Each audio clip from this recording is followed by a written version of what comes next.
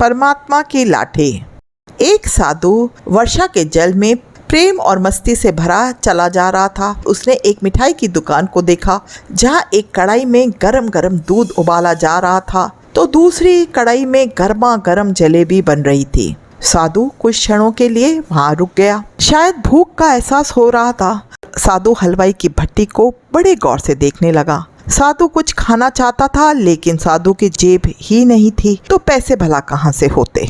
साधु कुछ पल भट्टी से हाथ सेकने के बाद चला ही जाना चाहता था कि नेक दिल हलवाई से रहा ना गया और एक प्याला गरम दूध और कुछ जलेबियां साधु को दे दी। साधु ने गरम गरम जलेबियां गरम गरम दूध के साथ खाई और फिर हाथों को ऊपर की ओर उठाकर हलवाई के लिए प्रार्थना की, फिर आगे चल दिया। साधु बाबा का पेट भर चुका था। दुनिया के दुखों से बेपरवाह वो फिर एक नए जोश के साथ बारिश के गंदेले पानी के छींटे उड़ाता चला जा रहा था। वह इस बात से बेखबर था कि एक युवा नवविवाहिता जोड़ा भी वर्षा के जल से बचता बचाता उसके पीछे चला आ रहा है। एक बार इस मस्त साधु ने बारिश के गंदेले पानी में जोर से लात मारी। बारिश का वह कीचड़ भरा पानी उड़ता हुआ सीधा पीछे आने वाली युवती के कपड़ों में लग गया। उसके युवा पति से यह बात बर्दाश्त नहीं हुई, इसलिए वह आस्तीन चढ़ाकर आगे बढ़ा और साधु के कपड़ों को पकड़कर खींचकर कहने लगा, अंधा है, तुमको नजर नहीं आता?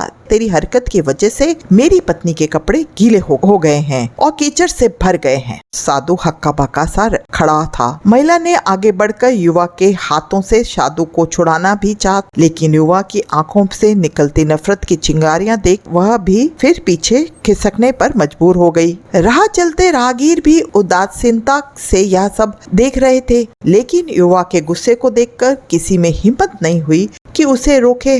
आखिर इस युवक ने एक जोरदार थप्पड़ साधु के चेहरे पर जड़ दिया। बूढ़ा साधु थप्पड़ की मार से लड़खड़ाता हुआ कीचड़ में जा गिरा।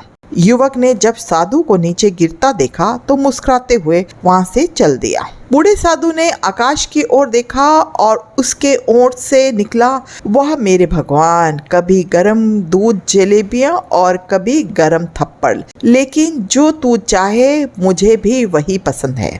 यह कहता हुआ वह एक बार फिर अपने रास्ते पर चल दिया। दूसरी ओर वह युवा जोड़ा अपनी मंजिल की ओर अग्रसर हो गया। थोड़ी ही दूर चलने के बाद वे अपने घर पहुंच गए। वो युवा अपनी पत्नी से हंसी मजाक करते हुए घर की सीढ़ियां चढ़ रहा था। बारिश के कारण सीढ़ियों पर फिसलन थी। अचानक युवा का पैर फिसल गया और वह सीढ़ियों से नीचे गिर गया। यह देख महिला चिल्लाई, जिसकी वजह से काफी लोग तुरंत सहायता के लिए युवा की ओर लपके, लेकिन देर हो चुकी थी। युवक का सिर फट गया था और कुछ ही देर में ज्यादा खून बह जाने के कारण इस नौजवान युवक की मौत हो चुकी थी। कुछ लोगों ने दूर से आते साधु बाबा को देखा तो आपस में कानफूसी होने लगी कि निश्चित रूप से इस साधु बाबा ने थप्पड़ खाकर युवा को शाप दिया है, अन्यथा ऐसे नौजवान युवक का केवल सीढ़ियों से गिरकर मर जाना बड़े अचंभे की बात लगती है। कुछ मन चले युवकों ने यह बात सुनकर साधु बाबा को घेर लिया।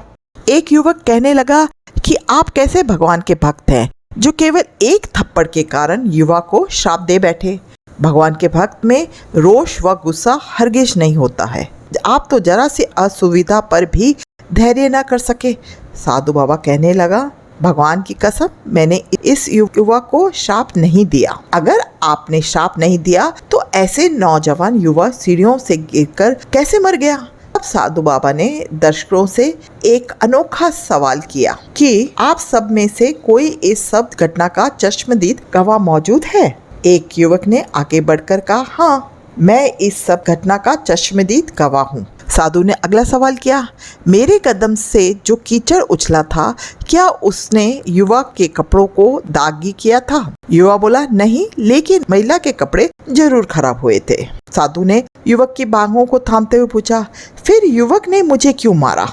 युवक कहने लगा, क्योंकि वह युवा इस महिला का प्रेमी था और यह बर्दाश्त नहीं कर सका कि कोई उसकी प्रेमी के कपड़ों को गंदा करे, इसलिए उस युवक ने आपको मारा। युवा की बात सुनकर साधु बाबा ने एक जोरदार ठहाका बुलंद किया और यह कहता हुआ वहां से विदा हो गया, भगवान की कसम, मैंने श्राप कभी किसी को नहीं दिया, लेकिन कोई है जो मुझसे प्रेम रखता है। अगर उसका यार सहन नहीं कर सका तो मेरे यार को कैसे बर्दाश्त होगा कि कोई मुझे मारे। और वो मेरा यार इतना शक्तिशाली है कि दुनिया के बड़े से बड़ा राजा भी उसकी लाठी से डरता है। उस परमात्मा की लाठी दिखती नहीं है और आवाज भी नहीं करती, लेकिन पड़ती है तो बहुत दर्द देती है। हमारे कर्म ही हमें उसकी लाठी से बचाते हैं। बस कर्म अच्छे होने चाहिए। ना जाने कितनी अनकही बातें साथ ले जाएंगे। लोग झूठ कहते हैं कि खाली हाथ आए हैं खाली हाथ जाएंगे। यदि आपको कहानी पसंद आई हो तो प्लीज़ कहानी को लाइक एंड शेयर करें। चैनल पे नए हैं तो चैनल को सब्सक्राइब जरूर करें। वीडियो को देखने के लिए धन्यवाद। चलिए मिलते हैं आपसे किसी और वीडियो में। तब तक के लिए राम राम, शब खैर, अपना ध्यान रखिएगा।